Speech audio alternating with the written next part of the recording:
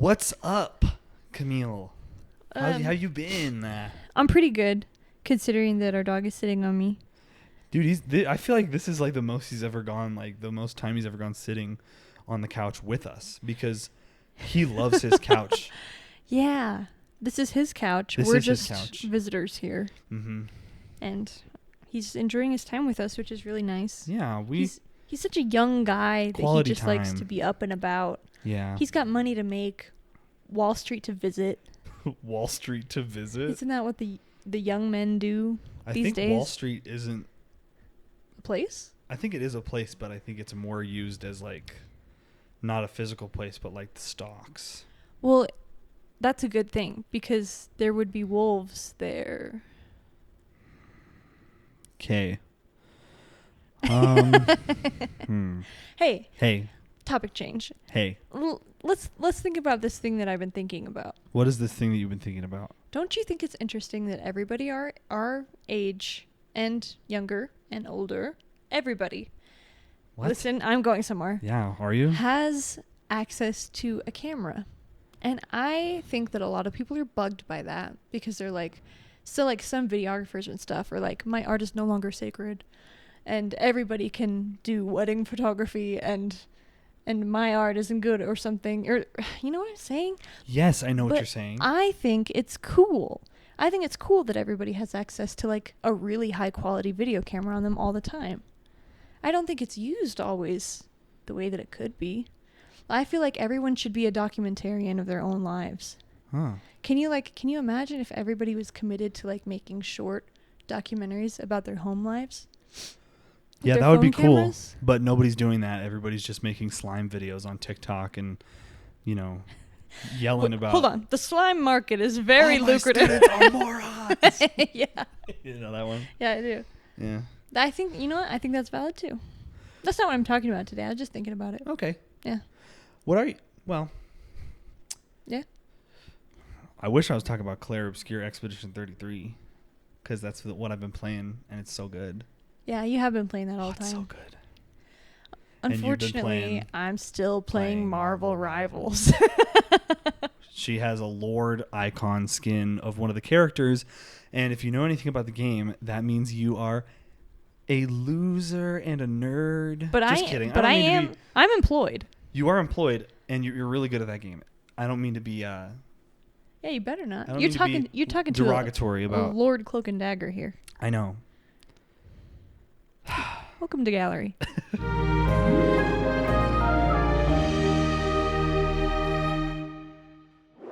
No, man, the theme song to our podcast is just a little ditty I whipped up. Ooh, can't say ditty anymore. Oh, no. Okay, anyway, let's get into it, What are you talking about? I'm talking about some music, actually, not the theme song to our podcast. Gangnam Style. Not Gangnam Style. Then I'm not really interested. Oh. I'll Anyways, be right back. That's the podcast.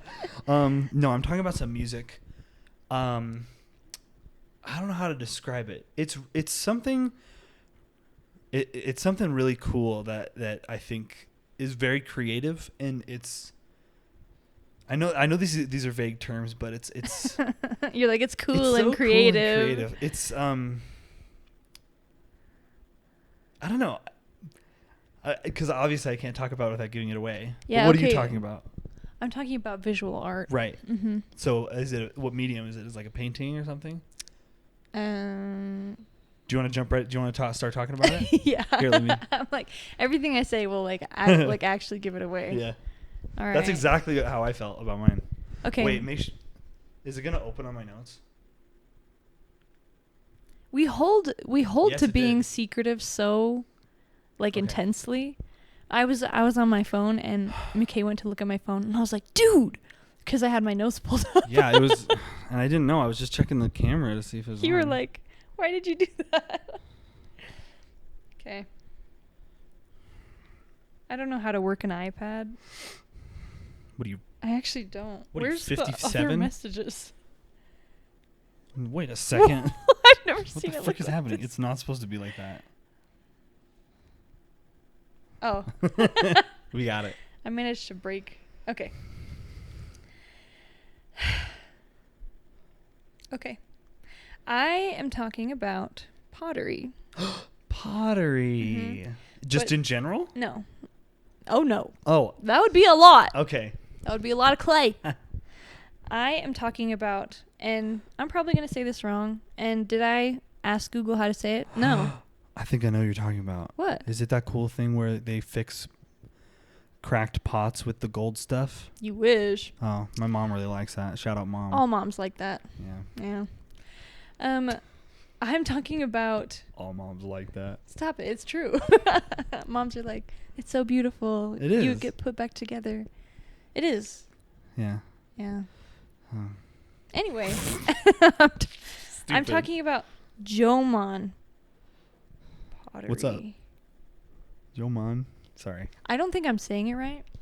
I didn't research enough to Show say me it right. a picture. This is something that you need to know about me is I'm one of those people that reads a lot and I don't know how to pronounce a lot of words. And that's real. She pronounces vinyl. Can you blame me? It looks like And that. what are the other ones that you pronounce so stupidly wrong? Ethereal. Oh yeah, ethereal is ethereal. What It else? looks like that. That's not the point. Send me to jail. I can read. All right. Okay, so I'm gonna show McKay a couple pictures. We'll put them in the audio art, whatever that's called, for audio listeners. We'll put them in the episode artwork. So if you're listening on your phone or another device, you should just be able to look at your phone, and it should be just up there. And then there's also gonna be some links in the description. Yeah. So you can see everything I'm showing McKay. And we'll describe it if you don't have any of that. So I'm just gonna show you one, and I want to hear your thoughts. Oh, I've seen this. This is awesome. So as you look Man, at it, I miss handmade stuff like this. You know, What? Sorry, go ahead. I was just gonna say little facts. Like this is among the oldest pottery or ceramics that we know of, like to date. There's been some instances that have been found in China that are like 20,000 BC, which is like way crazy. This is like 14,000 BC. Great. And this Yeah. this is considered like to be among the oldest pottery that we can find. Awesome. Mm-hmm. Beautiful stuff. I have such an appreciation for ancient civilizations and their artwork, because, you know, not only were these people trying to make life beautiful, but these were also functional items. And so they were actively making the functional things in their life beautiful and high quality and memorable, not just because it's beautiful, but also for cultural reasons too.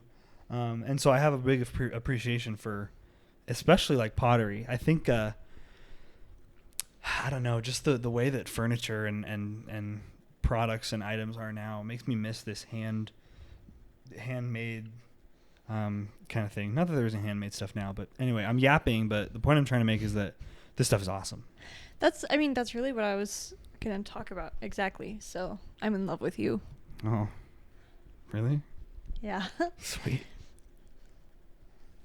Been a while since we've done that. We actually haven't kissed in years. So this is from middle Jōmon period, and they say it's from like 3000 to 2000 BC, and these pots are called flame rimmed. You said it was pots. Japanese? Mm-hmm. Okay. And they're really interesting because if you see on the bottom, they're like textured in a way that is achieved by pressing rope into the clay. Cool. Sorry, audio listeners, what we're looking at are these like pots, these like vases that have these really nice like textured bottoms that look like pots, and then at the top they kind of have this really cool like swirly organic outer rim at the top.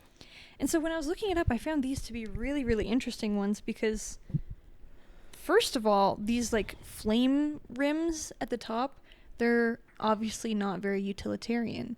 There's no like use for these. Yeah, it's not. You can't other just than pick to it be up. pretty. Yeah. Or to be culturally significant, to be maybe used in rituals or something like that.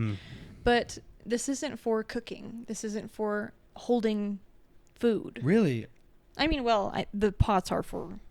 We actually don't know. It's been a long time. But what they think they were for is either used for cooking. They would like put these in fire and they would boil things in them. Cool. Which is actually really significant because this is like the Neolithic period for the Japanese people, and they're primarily hunter-gatherers. Right. And so in creating ceramic vessels like this that held water, that opened up a lot of like food for them, because now they could boil leafy greens in a way that they couldn't. They like leafy greens will just crumple on the grill. They could boil their food now. They could boil like shallots and stuff like that. And so that's like, first of all, really cool that we can figure this out from a pot that somebody found in the dirt. Yeah, right? Right? And like more than that they found the pot in the dirt in the first place. Yeah, I mean, this stuff lasts so long. Shout out to all my archaeologists. Yeah. I don't know a single archaeologist, but they're doing really Indiana good work. Jones. Who else? Marion. From Junie B. Indiana Jones. Oh. Junie B. No, Jones? I was going one way with the joke, and then you went a different way with the joke. I actually was thinking that there was a Junie B. Jones book about... We got to restart the whole thing. Dang it. Yeah. Junie B. Jones slaps, though. Junie B. Jones goes hard. But that's not what I'm talking about. Sorry. Jeez, stay focused. Okay. So they were functional in a lot of the ways. And the early ones that we found from the like earlier periods are not ornamental like that. They don't have those cool rims. They're just kind of like bowls, and they were used for cooking and everything. Yeah. But it's interesting to see as like we date these bowls, the further we get into a sedentary lifestyle, sedentary meaning they weren't moving around, they weren't nomads. Yeah. They were starting to farm and stuff. The more we get into that kind of lifestyle, the more interesting the pottery becomes. Yeah, because they don't have to worry about the convenience of a really simple bowl. Yeah, or like a really, really small bowl that you can travel around with you. You can start making big vases. Yeah, that's so interesting that you say that, because when I think of like the Neolithic people that were found in Europe, all of their stuff was like tiny. Yeah. And I think of that sculpture, that woman, like the very first like artistic depiction of a woman. I forget the name of it, but it was small. It was like almost like a little talisman that they would take around. So it's interesting what the circumstances does to a culture and their art. Mm-hmm. And this is a point that I'm gonna get to. I'll just get to it right now. Whoa, you're a go-getter. Yeah, I know. Hey, I'm getting goes. Go get them. I will. They're over there. Anyway, I found it really human, like you were saying, to make something utilitarian beautiful. Mm-hmm. And obviously we don't know the reasons for these. They could be used in lots of different ways, but we know that they're very beautiful. Yeah.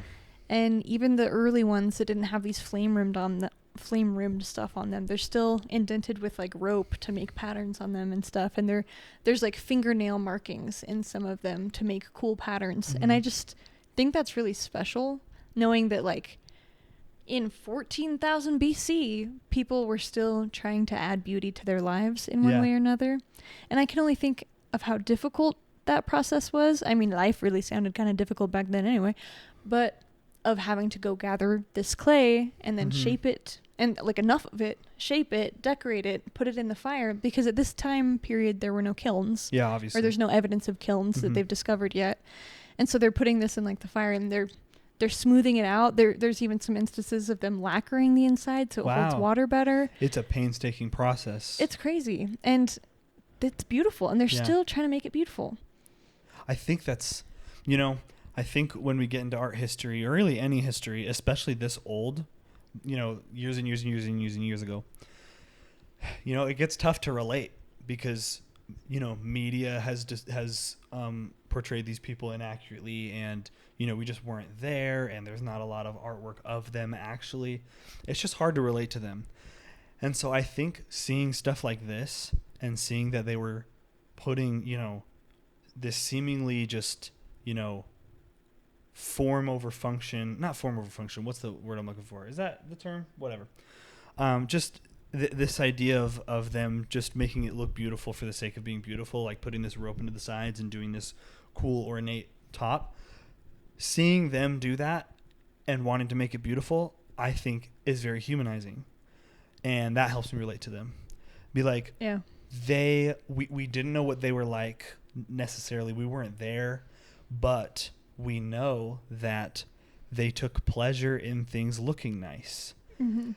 Just like us. And I don't know, it sounds like stupid and kind of myopic for me to say that. Like, I feel like I am saying that, but I don't know. I think the pursuit of beauty is something that connects human beings. Mm-hmm. And if I can kind of veer this in a certain direction, it is theorized that most of these pots were made by women because women were the kind of the people that were making things like that back then. And, you know, they were in the home doing those kind of things. Right. And I am thinking about just like the general idea of like the feminine touch and how having a woman in your home, you've got flowers, you got curtains and stuff. I think that that's true way back then too. Yeah, like, totally. Oh, our pots have little fingernail patterns on them because my beautiful wife put fingernail indents into our pot. Hey, I think that's cool. Or husband. Hey, some guys were probably making pots back then. Hey, you never know. I mean, you really don't. You really don't know. That's the thing about this. Hey. That was funny. So, I also wanted to show you this one. Beautiful. There's some older ones, yeah. simple ones, and then there's this one that I'm showing to McKay right now that has just very intricate designs, and these were probably made by pressing that. The name Jōmon really means cord patterned. Cool. So it literally is like the whole period is after these pots, which is cool. Yeah. But this specific piece looks like they put like ropes of clay. They made the pot, then they put ropes of clay on top of it. Oh, okay, yeah. I'm sure some like ceramicist is like stomping their feet out there listening like, to this, that's being wrong. like, that stupid girl. I don't know anything about this. I just was thinking about old pottery, and so I researched some of it, and I was like, dang, this is some really, really cool stuff. Yeah. And so I'm gonna link all of like what I researched, because there's a lot more that I'm not talking about that I found really interesting. So everybody go do your own research, because it's like really cool to learn about. The one other random thing that I wanted to show you was that in my research, I found two really funny websites that made me go, what? One was the Smithsonian National Museum of Natural History. Their website talks about Jōmon pottery, and the very first thing it says on the website is, making baskets and pottery. Early humans may have made bags from skin long ago. And I literally, for a second, I was like, huh? Human skin? They were just talking about animal skin, like animal skins. And then they were weaving plant fibers, and then they started to make pottery. And so it was like building up to the pottery. That says more about you than but the I literally was like, what? Where your mind's at and stuff. And then the other one that I don't know, I'm sharing these. I just thought they were so funny. I found this like WordPress of probably some student somewhere that like for an assignment put it together. But it was so funny to me because the title of the website is Jōmon pottery ... Why archaeologists go potty over them. And in my research I was like, man, were they going pee on these pots? The archaeologists? I was like, what does that do for the pots? They're testing them. I guess. Can these things really hold water? Sorry. I was like, what does that mean? It's never explained. I think that he was just saying that they go like crazy over them, like they love it because they're old. But that's I was kind thinking. Of a crazy I was way to thinking, say that. do they like go out to the side of their archaeology like site and take a leak, and they don't realize that there's pots buried under there? I mean, technically, there could be archaeology sites everywhere. That's true. So think about the next time you go camping. Potty? Oh. Well, yeah. Hey. What is happening? That is cool. Yeah. Why did you choose this? Why are you talking to me about this? Well, in the end, I think it's about that idea of adding beauty. There wasn't a lot that I wanted to say on this. This isn't like a history lesson. Sure. And I don't know enough about it to really give some beautiful thought about it. Oh. You did. Oh. Then I'm done. But I really am just struck by how long people have been making art Yeah, man. and how important that it's been to all cultures and all peoples for as long as we have shards of pottery in the earth. Yeah, you know? totally. I think it's really special. Yeah, that is super special. And to think how many different ways different cultures wanted things to be beautiful. Mm-hmm. You know, and what beauty even means. Like, there's just so much to unpack here. Like, is beauty, you know, hanging a giant portrait of yourself in your great hall? Are you using beauty in that way to kind of glorify yourself and your power, which we see in a lot of European art? Or are you, you know, honoring ancestors, or maybe you're just making pretty pots to spice up your life now that you're not being a nomad anymore? It's beautiful to think about. What is a daily routine that's like just task oriented in your life that you've added beauty to? That's a really good question. I feel like, you know, doing chores. This one's like a general one. Doing chores, but, you know, listening to music while you do chores. Yeah. That's adding beauty. You know, you don't just want to sit there and just do chores. Yeah. You just like, let me throw something on, you know, while I do this. But, you know, I feel like I just came up with another one. You know, when we go on walks and I'm like, Camille, look at the blue shadows, you know, when we can try and like spot color theory, like in the wild. I think that's a you thing. And I'm always like, yes, honey, that's great. In a loving way. Yeah. Yeah. No, but like, I see what you're saying. But just like actively looking for like little things. It sounds cliche, but I think when you start looking for like little basics, like colors and shapes and, you know, things to make the world beautiful, I think your life gets a lot, you know, more interesting. You know, I was just saying this the other day. If you put beautiful things to your life will be beautiful. Mm-hmm. Well said. You Thanks. summed it up real good. Thanks. That was a nice little topic. Thanks. Very cool. Your turn. My turn. And like, I'd like to reemphasize, we're no experts. This is just a chat that we're having together, me and McKay. So I just think it's fun to learn. And I like to share those things that I learn with you. So I guess that's the whole point of this. Oh, shoot. You know what? Huh? You know what I just realized? Huh? Zelda. Breath of the Wild. Okay, he's showing me the pot upside down. Guardian. You don't remember what Breath of the Wild Guardians look like? Not even a little. Are you gonna? Yeah, I am. Okay, he's looking it up. Well, maybe if I had a better functioning memory, we wouldn't have to do this. I'll say, jeez. What do you mean? What do you mean? I'll say, geez. Pull up the picture, Google. I'm gonna kill you. I can just look at it little. What is happening?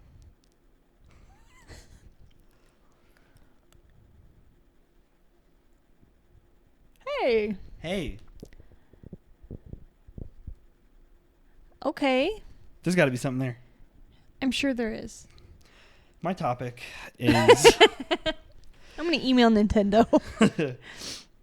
So my topic is, again, very different because we always choose the most different things, and it's one of my favorite things in the whole world. I am talking about a musical group that's doing something... The Blue Guys. Is it the Blue Guys? The Blue Guys? What's that called? What are you talking about? The Smurfs? Avatar? No, the Blue Man Group. The Blue Man Group? Oh, sorry. Don't they do music? Yeah. Yeah. But they like bang on freaking pots and pans and make blue water go everywhere or something. Is that not interesting? No, I'm not talking about Blue Man Group. Okay. Sue me. Send me to jail. I'm talking about a musical group that's doing something very new, but also very old. Is that not the Blue Man Group? No, they're not. Banging on pots and pans is pretty new, but also pretty old. How is that old? And how is that new? I think people have been banging on pots and pans for probably a really long time. What makes it new? Bringing it back. Do you really think that premise and what I'm... Maybe I just wish that you were talking. Maybe I should just talk I don't know about anything about them, so... Okay, continue. Oh my gosh. Oh, what are you doing? What are you doing? Talking. All right, anyway. So I'm talking about a musical group called Postmodern Jukebox. Post Malone? No. Sorry. Postmodern I have never heard of that. Really? Yeah. You've never heard of Postmodern Jukebox? So, Postmodern Jukebox, their slogan is "Today's hits yesterday." What? So what this is it's a musical group that was started in 2011 by a New York pianist named Scott Bradlee. Its official name is Scott Bradlee's Postmodern Jukebox. And he was living in New York and he was struggling creatively, and so he started to just arrange like piano ragtime versions of modern songs. Oh. Yeah, this is like when people make bard music out of like popular hits. Yeah, yeah, it's kind of like that. Okay. So, he started doing that and he was like, yeah, this is fun. This is like, trying to take something old and make it trying to take something new and make it sound old is really interesting. And so he got a little bit of a band together and he started just filming videos in his apartment. And in 2009, a medley of 80s songs in a ragtime style went viral, and Scott Bradlee got a message from someone on Twitter saying this could be big, and I don't really know how things funneled into Postmodern Jukebox, but basically in 2011 he just started filming these videos with a band, and it is modern songs in the style of vintage music. Jazz, soul, swing, blues, bluegrass. So just to kind of put your mind to start picturing it, they've done hundreds of covers they're all modern songs, but they're all done in vintage music styles. What I just said. So, they have Taylor Swift? Yes. Listen, they have a 1930s jazz cover of Careless Whisper by George Michael. They have a New Orleans dirge cover of Seven Nation Army by the White Stripes. What? Yeah, I know. Oh, take me back to middle school band. Yeah. They have a Beach Boys cover of Barbie Girl by Aqua. They have Okay, I bet that goes hard. It's really good. We'll have to watch it after this. Okay. They have a tap dance medley of Ocarina of Time songs. Huh? They have a Judy Garland style cover of Uptown Girl by Billy Joel. They have a tango style of Billie Eilish's Bad Guy. Huh? They have a Frank Sinatra style cover of High Hopes by Panic at the Disco. Huh? They have a Singin' in the Rain style cover of Umbrella by Rihanna. A gospel soul cover of I Still Haven't Found What I'm Looking For by U2. I'm like, this is like hurting. Like, I know. I'm like trying to picture it and it hurts. They have a New Orleans marching band cover of Welcome to the Black Parade by My Chemical wait. Romance. Say that one again. Say it again. They have a New Orleans marching band cover. So like the classic. You okay, buddy? So like the classic like big bass drum and like clarinets and stuff. I bet that goes hard. It goes so hard. They have a Queen style cover of Video Killed the Radio Star, and hundreds more just like that. Oh my gosh. It's awesome. So basically the time period is replicated as accurately as they can in these covers. They'll cover like a Billy Joel song, but they have a pianist, a drummer, some people on a horn and the saxophone, and it's all recorded live, and it's all and by recorded live I mean the videos are just the whole band in the shot starting the song and finishing the song. There's no, as far as I know, no synthetic instruments. They're all real. They're all playing in real time. Whoa. And there's obviously a singer, and it's meant to be replicated super accurately. So everything is they're taking motifs from certain songs. Like when you watch the Queen version of Video Killed the Radio Star by the Buggles, there's a lot of motifs from Bohemian Rhapsody in there to kind of bring, not only are the instruments bringing that style in there, but there's also, these motifs from this song to kind of, harken that style. What? Yeah, it's really cool. That is so interesting. Yeah. First of all, why? Why did he do that again? Did Well, you say? He was just struggling creatively, and so he was just like, well, I'm just going to take some new songs and make ragtime covers of them, because that's what he did. You know what ragtime is, right? Yeah. Cowboy saloon music. Yeah. When the big bad guy comes in and the little pianist stops, and everybody's like, "Who's that?" Yeah. Exactly. Yeah. Yeah, he did 80s songs, but in that style, and then it just evolved into whole bands. They go on tour. They have albums. They're so official. It's awesome. That's really cool. And it's all done so authentically, like I was saying. They're just playing it. Okay, wait. I have a question. Yes. I don't know if you know this, but I don't know anything about music production. Mm-hmm. Are synthetic instruments commonly used? Yeah, nowadays. Mm-hmm. So synthetic instruments are like what I use when I did the gallery theme song. Those are all fake instruments because there's nobody playing it and recording a track. They're all created from just digital sound waves. Is that like the standard right now? Because I really thought people were recording music in like studios. They are. Okay. Not necessarily, but a lot of people are using synths now or fake drums. A lot of people use. Or like they're added in post. Yeah, stuff added in post. Like, let's get some strings in here, and they have a sound pack of like synth. That's where the word synth comes from. Synthesizers, synthetic sound. Hey, yo, I thought digital, it was just the funny sounding piano. Nope. Okay. Yeah. So yeah, they're all real instruments. Huh. That sounds hard. Yeah, right? And that's the thing, is it's hard to do this stuff for real. But if you want to do something accurately, do it for real. And so they bring in actual singers. Scott is the pianist in all of these.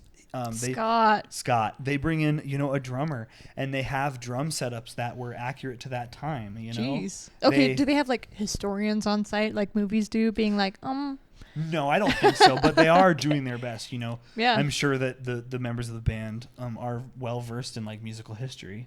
That's cool. And so, the costuming, everyone's dressed in that time. The singers, if they're doing a 20s song, the singers often dress like a flapper girl. Cool. It's so cool. But it's all modern songs. It's all modern songs that you and I know in styles that you and I may not know so well. That is so weird. Isn't that so cool? It's hard for me to even imagine. Yeah. Those, like, I'm still thinking of, what did you say, Bad Guy by Billie Eilish is? As a tango. Yeah. It's awesome. So you got to check it out. They're so cool. And so there's a couple reasons why I like them. Yeah. One is they give exposure to new artists, new modern singers who come in and lend their vocals and their talents to this. And it gives exposure to old artists. Yeah.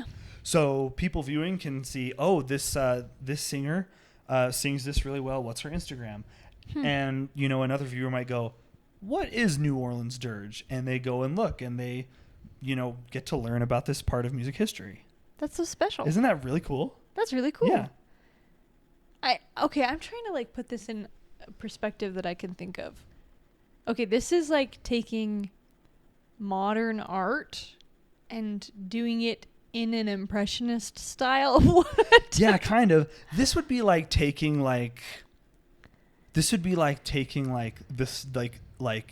you know what? Maybe this modern OC like drawings, character design, and doing oil paintings of it with chiaroscuro and sfumato and all these old painting techniques. That's so cool to think about. Mm-hmm. Okay, because I'm trying to make it to these, like, I'm trying to understand it using other mediums, because I'm just not as familiar with like music and like creating music. But after I've said that, I'm kind of thinking that you can't really compare. Music is such a funny thing, because there are individual styles and eras like there are in like paintings and stuff. But help me understand what I'm thinking right now. Yeah, so tell me what I'm thinking. Music has a lot of different genres and stuff, right? Yeah. And so this is basically putting one genre, taking the lyrics, taking the chords, the melodies, and fitting them into the motifs and the standards of that style and of that era. So rather than Bad Guy by Billie Eilish having, by KK. By KK. Stretch it out, buddy. Jeez, dude. So rather than Bad Guy by Billie Eilish having like that low bass synth and stuff. It now has an accordion and a violin and a piano and an actual drum set and no auto tune and stuff like that. Wow. But it's the same song. It's the same chords. It's the same melody. Do they get permission to do this? I'm not sure. I think they're just covers. Okay. So they do you ever just think do it them. like bugs an artist to be like, that's my song and you made it operatic? I'd be honored personally. Yeah. Yeah. Huh. And here's why. Because it's finding beauty and worth in both time periods. Yeah. You know, it's not saying that, oh, like this modern music is crap. Only the old stuff is good. Only the oldies, right? Which, you know, a lot of people tend to do. But it's also not, it's also not saying that those old instruments, those old styles, those are obsolete. It's all about the new. It's taking the best things from both. And blending them together. Whoa, you good, dude? And yes, and blending them together. Wow. I really need to hear it. Yeah, you do need to hear it. I really need to hear it. But really what I'm trying to get about this is it's such a cool thing. It is such a special thing to be like, I love Keen, right? Yeah. But I've never heard Keen in a Motown style. And now I can. Wow. You know, have you heard Billie Eilish's Bad Guy in a Tango? I have not. Do you want to? Yeah. Yeah. Yeah. You know, that's kind of what it's all about. And so it just feels like it's just passion for music, old and new, put on display. Why does this feel like fan fiction? Is this musical fan fiction? Yeah. Is it Kinda. not? Yeah. Because then, like, you know, if I love Harry Potter, but Dude. KK, are you all right, buddy? He's like dying. Say that again. If I love Harry Potter and I love Westerns, and I rewrote Harry Potter as like a old-timey Western, isn't that the same thing? The blending of my two loves? Exactly. And so I want to talk about derivation. There's What? derivation. What is that? You know when works of art are derivative? Oh. Big word. So with sorry, AI, there's been a lot of talk about, you know, is artwork still good if it's derivative? If it's just, you know, because a lot of not completely original. Not completely original. Okay. Now, if we're just going by the argument that, you know, nothing's original anymore and everything's just derivative, Postmodern Jukebox is not original at all. Mm-mm. It's just taking songs that exist and putting them in styles that exist. Okay, but listen, I guarantee that they're doing it in a much better way than just making the song the other kind. Okay, that's the point I'm trying to make. I said that poorly, but yeah. No, you're exactly right. There's so much work and appreciation for history and listening to the old stuff and listening to the new stuff and trying to fit them together and find this balance. You know, it's not just an acoustic version of Billie Eilish's Bad Guys. It's what rhythms in music did they use in tango? You know, what instruments were they using? How did they play off of the singer? What kind of, you know, vocal ranges did the singers have? And they're applying that to the new stuff. It's derivative, sure. It's purely born out of stuff that already exists. But it's born out of an appreciation for stuff that already exists. It's still taking so much work. It is 100% creative work. There, even though it's pulling from different things, even though it's derivative, there is no part of it that doesn't take work, creativity, thinking outside of the box, you know, making things, using your own expertise and your own knowledge. I don't remember exactly what quote it is, but I'll have to find it and put it in the notes. Sure. But there's this one quote or poem or something that I used to be really familiar with that says something like, it's all because of love. Like everything that I've been able to create has been because I love this person. Yeah. And that just really sounds like that's what this scenario is this people creating and having fun and doing what humans do, making art, but it's born out of love. Exactly. That's cool. What's wrong with that? You know? Nothing. Why can't you know, why can't I enjoy something familiar in a new light? Yeah. You know, if it helps me appreciate even more things. That's really fun. Yeah. And it's a blast, dude. It's Billy Joel with like ragtime and with super talented people. They're playing the music live, for goodness sake. I can only imagine how cool this is for like younger generations who are only familiar with the song, and they like look up Billie Eilish's Bad Guy, and then this cover comes up. Yeah. And then maybe that starts like a lifelong passion for tango music. Well, that's what I was saying earlier. Think about old people looking at this. They're like, "Oh, I remember that." Nope, old people would hate it. No, I'm just kidding. I'm kidding. Yeah. But like they're seeing like, "Oh, like this new song," like, but I totally remember like going to clubs and like seeing this kind of thing. Yeah. You know? Yeah. And new people are like, "Oh, I totally know this song." And there's, you know, it's just this beautiful amalgamation of everything that music and art should be. This is a weird connection, but you know La La Land? Yeah. So Ryan Gosling is like, I want to start the new club, like a new jazz club, Yeah. and everybody else is like, either jazz is dying and nobody cares about old jazz anymore, or you shouldn't taint old jazz with new stuff. Right. And so it's that whole kind of perception. Both are true. A lot of people believe both, but I think it's fun to blend. Absolutely. It's fun to expose yourself to new styles of art, especially in music, I feel like, because there's so much like old music and even new music, all of the many genres that we have access to. Yeah. It's really cool. And in both time periods, it's people making something. That's awesome. I mean, isn't that true with the Pottery? Even back then, it's still people making stuff. Just like now. I like how you said that he started with ragtime music and then it continued and it progressed and it became something cool. Yeah. I think that's how it was with the pots. I mean, they started with, I need something to carry my water. Yeah. Something to store my food in. And then it turned into, look, I can make this even cooler. I can make it beautiful. I can make it add to my life in ways that it didn't before. Yeah. And you can't do that if you don't have older stuff and new ingenuity together. Old and the new, traditional and the modern. Yeah. So go read something new and old. Yeah. And just, I don't know, try to appreciate things more.